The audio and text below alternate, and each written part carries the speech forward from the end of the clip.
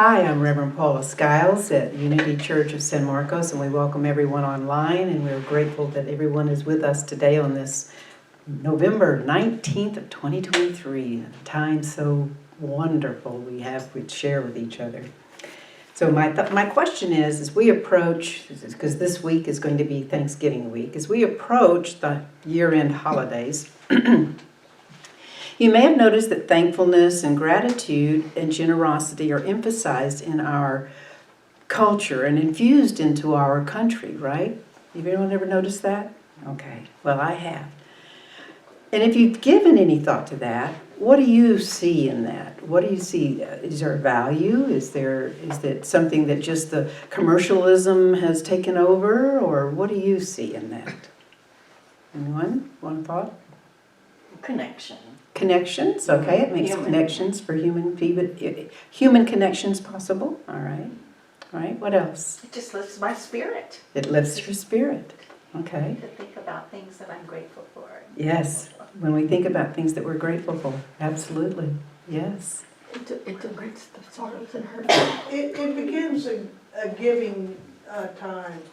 Or yes, yeah, giving time. I mean, we focus on giving at Christmas, and but we just need to always try to remember about giving. Giving to each other, yeah. All So the time. in our country is a giving country, it really is. We get so focused in the news on everything that's all wrong with us. I mean, okay, there are things we need to work on, no doubt. But think about the majority of the good within this country. And I think that it's things like Thanksgiving that make it a part of the possibility to have that. And you were saying? I was saying it dilutes the hurt. It sorrow, dilutes the sorrow. And the feelings of loss. Yes, what a wise thought. Absolutely. So let me tell you the story of Hagar and why it's a blessing for our country that we have this, okay? Hagar, in the Bible, was a young Egyptian slave girl. She had no freedom. She had no choice in any aspect of her life. She only had the ability to just take what the world gave her, right? Anyone ever had that feeling of being enslaved? Some of us today in this country don't really know that feeling, but there have been. But she was running from a life of soot and ashes, basically, feeling invisible and empty. She found herself stopping at an oasis, okay? Now, this is a critical moment for her upon which her whole life changed. How many of you have had those critical moments when everything was so devastated in your being and you just knew that your life was turning on a dime, so to speak? Yeah, well, this is true for her. And through the salty tears of her anguish, she finds a vision of a better future. Not only for herself, but for those that she cares about. And it gives her the courage to rise above her abject circumstances, all right? Hagar is so overcome with gratitude that she names Spirit El Roi, which means the living one who sees me. The living one who sees me. That to me is such a powerful statement. Is the title to this message, and it's about the power of gratitude to lift you and me from abject sorrow.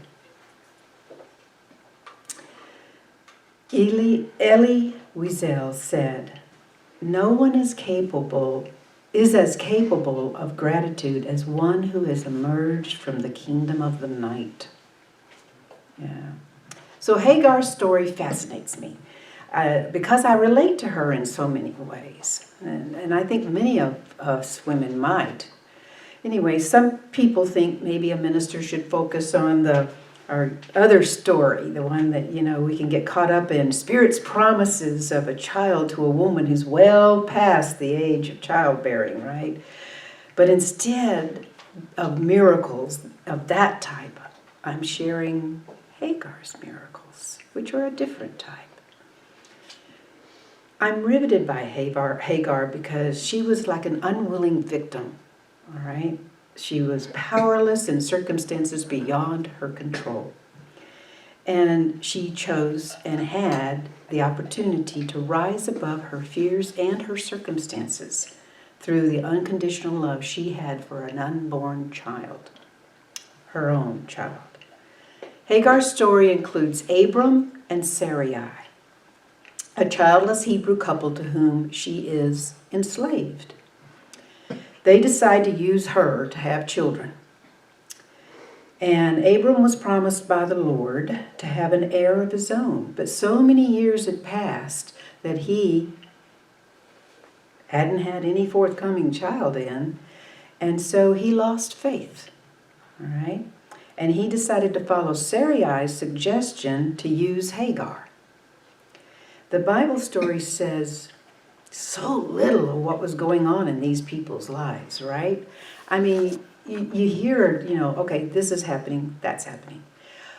But think about what must be happening within the people. Abram has got this impatient desire for, an heir. This man has accumulated some things, and in his society and his culture, he had to have an heir or he wasn't doing anything right? He wasn't righteous, if you will.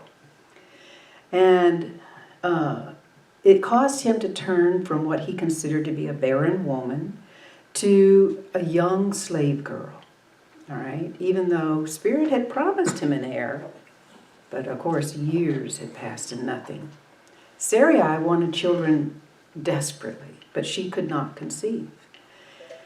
She consented for Abram to have sex with Hagar, so he could conceive that child. But once Hagar knew she was pregnant, she made a big mistake because she started to look down on Sarai with contempt, like, look what I can do. Whatever, she's young. Hello. Many of us are in that place where we can remember those points. Anyway, so an aged, infertile woman in a society that doesn't make that in order to be worthy, a woman has to have children. That's all. That's it. Your value is all tied up in being able to have kids for a man. And so here was this slave girl looking down on her, right? Needless to say, this ticked Sarai off a lot. Now, none of this is talked about inside the Bible except for one thing where, Sarai decides she's had it. And she's just screaming at her husband about that situation. And he's like, she's a slave girl. Do with her what you will. Well, when we're ticked off, what do we tend to do? We tend to lash out, right? Okay, well, you can imagine what she did to Hagar. Could anything about this be positive? I mean, seriously. Chapter 16 of Genesis. You've got a girl who's unwilling, who's had to have sex, and just so she can have a baby. Okay, well, we won't get too graphic here, okay? This is PG. I can really relate this a lot to our own recent past slavery here. Oh, yeah, yeah. It's not that far in the past. I mean, it is, but it isn't, not truly. So Genesis 16 reads this way.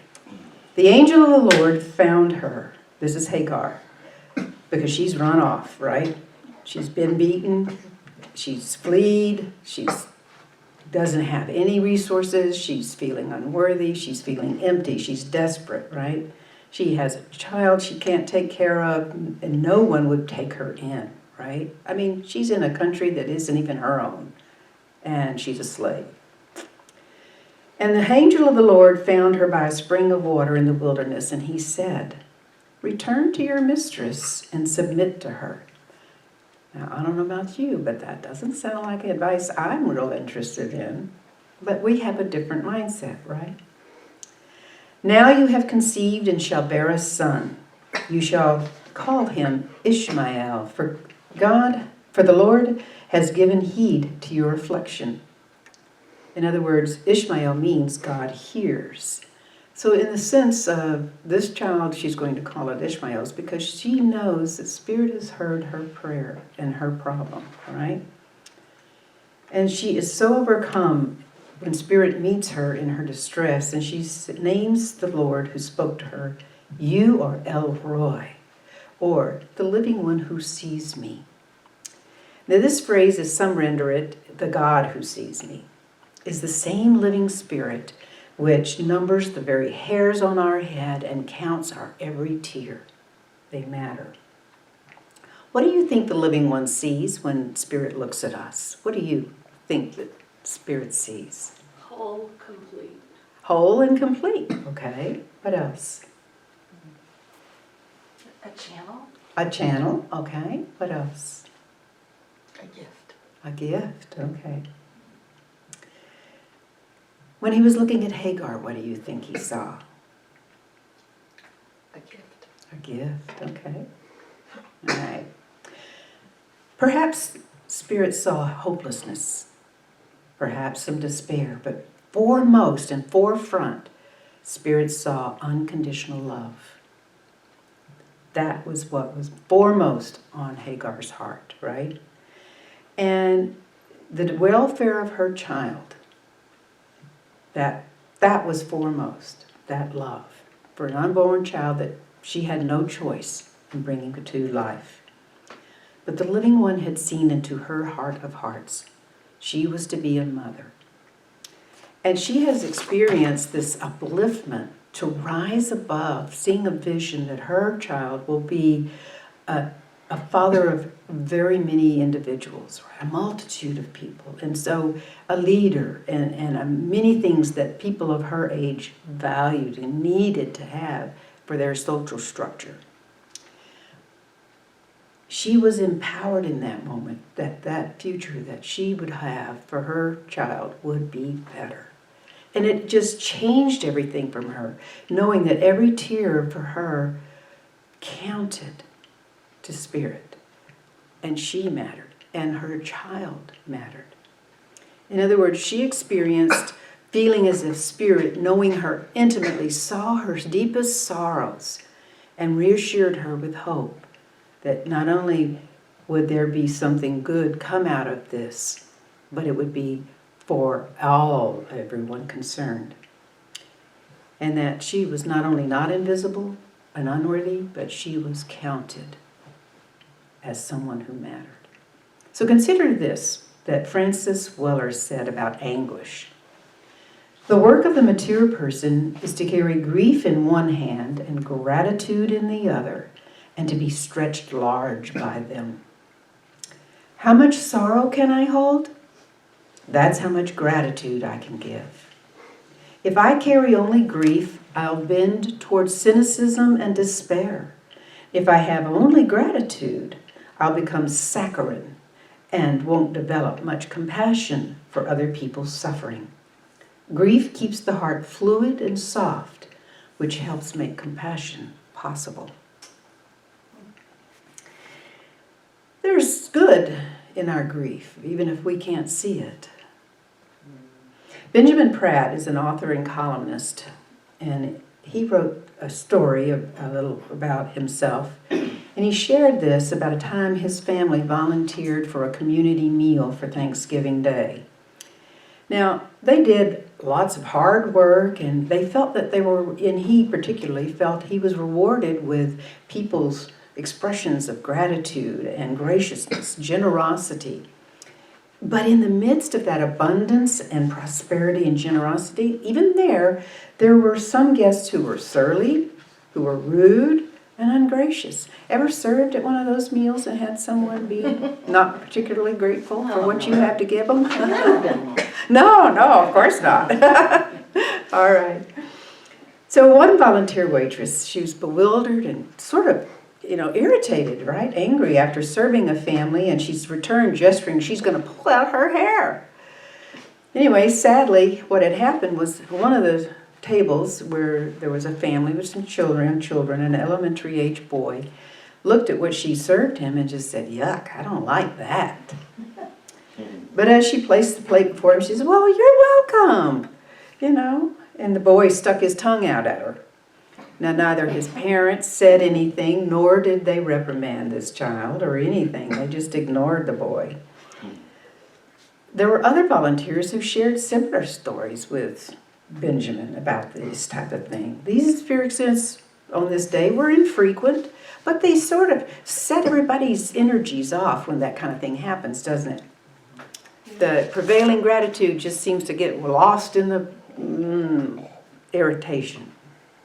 Well, Benjamin pondered this rude boy and his ungrateful family, and in the midst of such bounty and exhibiting this rudeness, all right, the entitlement that they must have been expressing.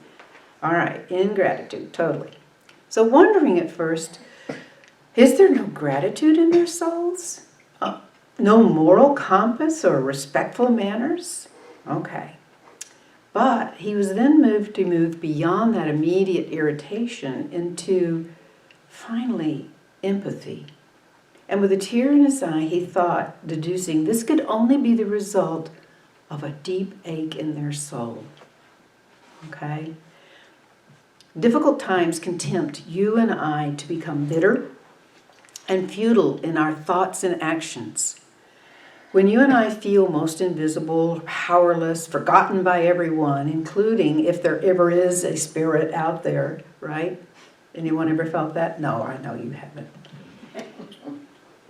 When we feel these things, this is one of the most crucial moments. These are the moments that everything turns on for our life. They turn around in this moment if we allow it. Because everything will turn on it. If you and I can remember, or help someone else to remember in those moments, that the living Spirit sees us. That you and me, we matter. On one level, Hagar's story is about a snapshot of a slave girl's life. But just as importantly, it's a story of faith in the reality of the unseen, and in the power of Spirit to bring the unseen into visible manifestation through a heart of gratitude and praise. That's the power of this story, is that gratitude and praise not only will lift us out of the anguish, sorrow, and different things, but it will bring about a goodness, a greater good in our life. It is our undeveloped soul, which is what Hagar represents. She's bearing the seed of understanding that is resulting from our union with Abram, or the immature faith, okay? Whenever these cycles of spiritual growth that you and I evolve through, that's what Hagar and Abram represent, is you and I developing our faith. And this story, on one level, like I said, is just a picture of some slave girl's life. But most importantly, it's a developing progress of our own souls. So what effect does gratitude and praise offer in your life? What has it given you? Anyone share a thought about how it's given you something? What effect it has had for you? Changing my heart. Changing your heart, okay? Yeah.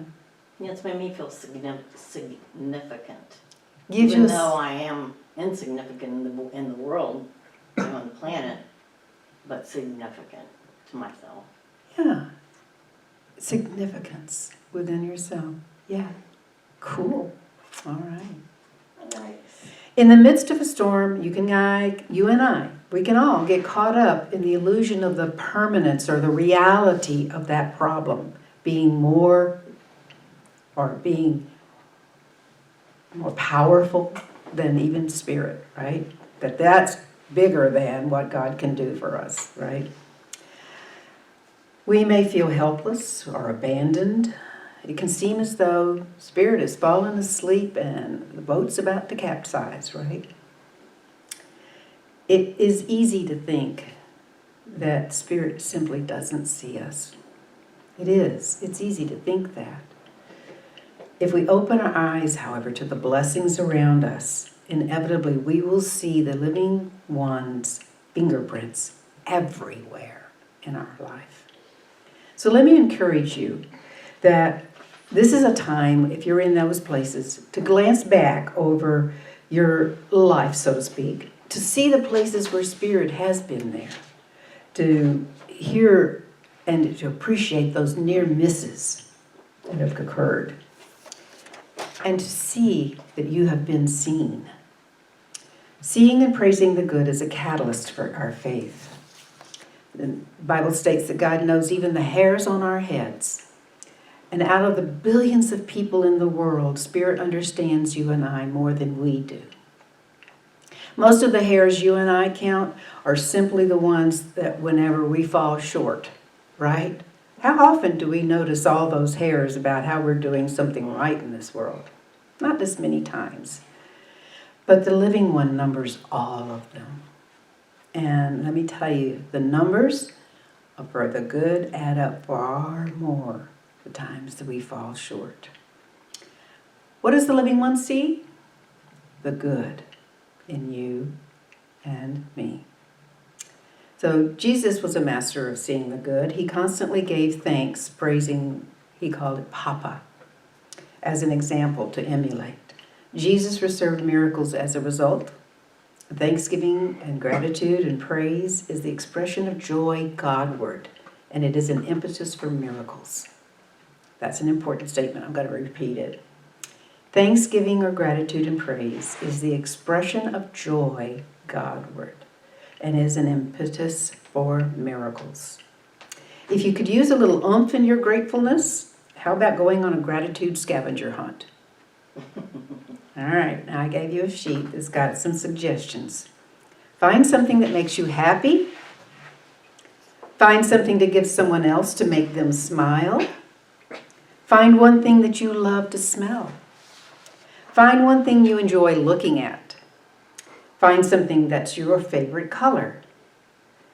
Find something you're thankful for in nature. Find something that you can use to make a gift for someone. Find something that is useful for you. And let me end this story with a story that captures to me the prevailing beauty of gratitude for the living one who sees us experience.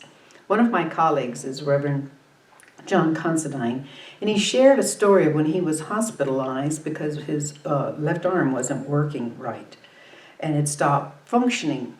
And so he was hospitalized for some tests and different things, and he found himself that they discovered he had had a minor stroke, but that he would recover and he'd get his arm moving again. A nurse suggested that he walk around the ward just to get out of the room. He was feeling a little closed in and isolated, just listening to TV, right? And on his second lap around the ward, the thought, in all things give thanks and praise. And I think that's important to me to say, in all things.